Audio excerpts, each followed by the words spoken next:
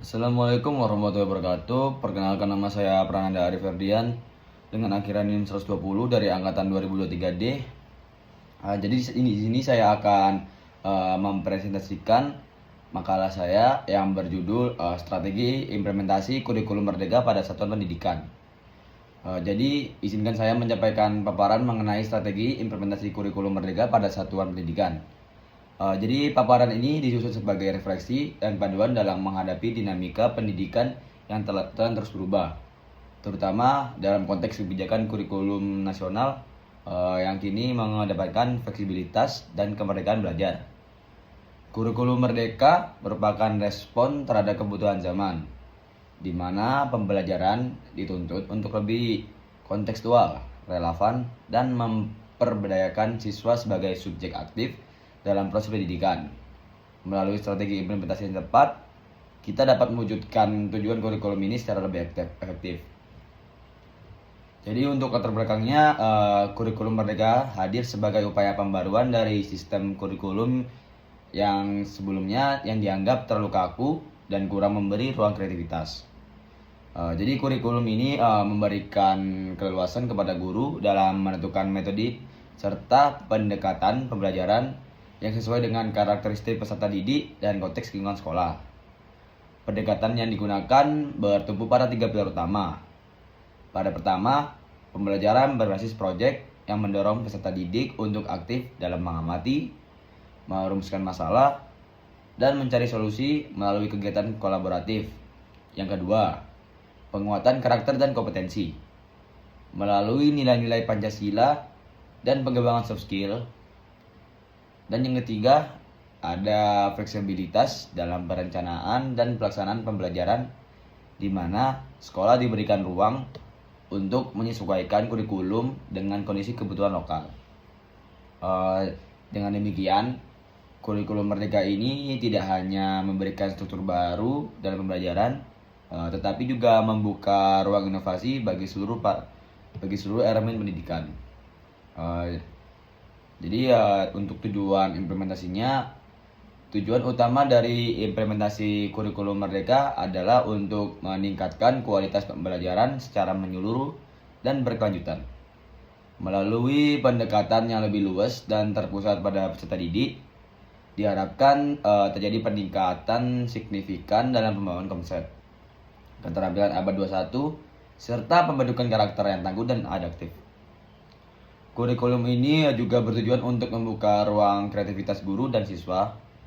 Guru tidak lagi menjadi satu-satunya sumber belajar, melainkan fasilitator yang membimbing siswa dalam menemukan dan membangun pengetahuan secara mandiri.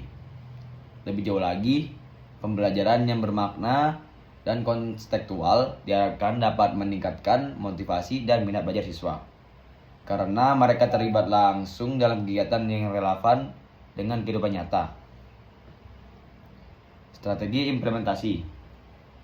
Jadi untuk strategi implementasi kurikulum merdeka tidak dapat dilakukan secara seragam, melainkan harus disesuaikan dengan kesiapan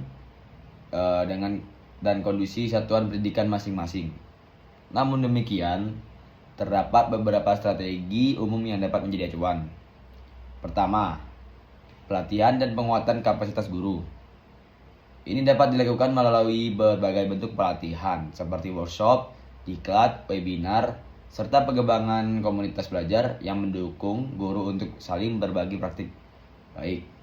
Dan yang kedua, penguatan kolaborasi antar pemangku kepentingan. Kepala sekolah, guru, komite sekolah, orang tua, dan masyarakat perlu duduk bersama merumuskan visi yang sama dalam pelaksanaan kurikulum ini. Dan yang terakhir, yang ketiga, peningkatan dan pengembangan infrastruktur. Sekolah perlu menyediakan fasilitas yang mendukung pembelajaran berbasis proyek dan teknologi informasi, agar proses pembelajaran berjalan lancar dan efektif. Strategi-strategi ini perlu dilakukan secara bertahap dan terukur, serta disesuaikan dengan kemampuan sumber daya yang dimiliki sekolah. Jadi untuk tantangan implementasinya, di lapangan, pelaksanaan kurikulum merdeka tentu menghadapi sejumlah tantangan yang tidak ringan. Salah satu tantangan terbesar adalah kesiapan guru yang belum merata. Sebagian guru masih belum familiar dengan pendekatan dan perangkat kurikulum baru, sehingga memerlukan waktu dan bimbingan untuk beradaptasi. Selain itu, keterbatasan sarana dan prasarana di beberapa sekolah, khususnya di daerah 3T, yaitu tertinggal, terdepan, dan terluar, menjadi hambatan tersendiri dalam menjalankan pembelajaran berbasis proyek yang idealnya membutuhkan alat, ruang kerja, dan akses digital. Tak kalah penting, minimnya pemahaman awal dari orang tua dan siswa mengenai perubahan kurikulum juga menjadi kendala. Tanpa dukungan pemahaman dari keluarga, implementasi kurikulum ini bisa mengalami resistensi di lapangan. Untuk solusi dan rekomendasinya, untuk menghadapi tantangan tersebut, saya memiliki solusi dan beberapa langkah-langkah strategis. Jadi yang pertama, pendampingan berkelanjutan bagi guru, bukan hanya pelatihan awal, tetapi bimbingan teknis yang bersifat rutin dan adaptif sesuai kebutuhan di lapangan. Dan yang kedua, penyusunan panduan teknis yang praktis dan aplikatif. Panduan ini harus mudah dipahami, tidak membingungkan, dan sesuai dengan realitas sekolah. Dan yang ketiga, mengoptimalkan peran komunitas belajar guru seperti PKG, KKG, dan MGMP. Komunitas ini dapat menjadi wadah diskusi, berbagi pengalaman, serta memperkuat solidaritas antar guru dalam menjalankan perubahan kurikulum.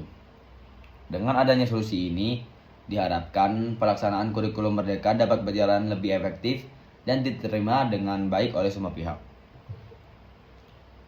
Sebagai penutup, perlu kita sadari bahwa kurikulum merdeka bukan sekedar dokumen kebijakan, tetapi merupakan wujud transformasi pendidikan yang menuntut perubahan cara pandang dan praktik pembelajaran.